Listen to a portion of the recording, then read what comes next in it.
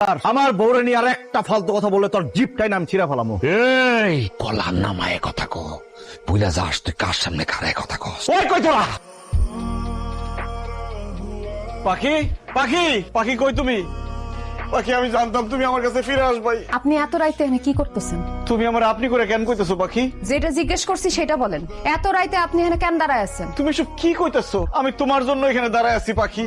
তাড়াতাড়ি চলো, তাহলে রোস্তম আইসা তোমার আবার আটকে ফেলাইবো। চলো। হাত ছাড়েন আমার, আমি আপনার সাথে যাবো না। কেন যাইবা না? কারণ আমি আপনার সাথে সংসার করব না। এইসব তুমি কি কইতেছো পাখি? তুমি কেন আমার সাথে সংসার করবে না? কারণ আপনি একটা বেকার ভাদাইম্মা, মানুষের কাছ থেকে টাকা ধার করে চলেন।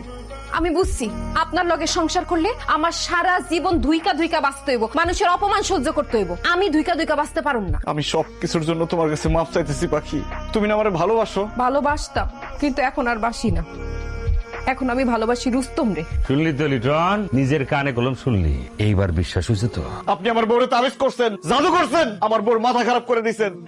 তাহলে এইসব কথা সে জীবনও কইতো না। পাখি তুমি শুধু কও, তুমি সব মিথ্যা কথা কইছো। তুমি আমার সাইরা কোথাও যাইবা না। আপনি এখানে ঝামেলা না করে এখান থেকে যান। না না না, আমি এখানে তোমার রেখে কোথাও যাবো না। তুমি শুধু আমার। বাকি ঘরে যাও। লিটন বলো, কি ব্যাপারে তুমি শালি ডাকলা? চেয়ারম্যান সাহেব, কিছুদিন আগে আমি রুস্তম ভাইয়ের কাছ থেকে কিছু টাকা ধার নিই, টাকা ফেরত দিতে পারি নাই বললা রুস্তম ভাই আমার বাড়ি থেকে আমার বউরে তুলে নিয়েছে। ভাই আপনার পায়ে ধরি ভাই। কোন রে, আমি এত বড় মানুষ না যে তোর বউরে আমি বিয়া করব। তুই যে মানুষের কাছ থেকে টাকা ধার লস, তাতে করে মানুষরে যেমন তুই হেনস্থা করস, মানুষও কিন্তু তোর হেনস্থা করে। তোর বাপ মায়ের জায়গায় জায়গায় অপমানিত হয়, তোর বউডারে কিন্তু মানুষ অপমান করে।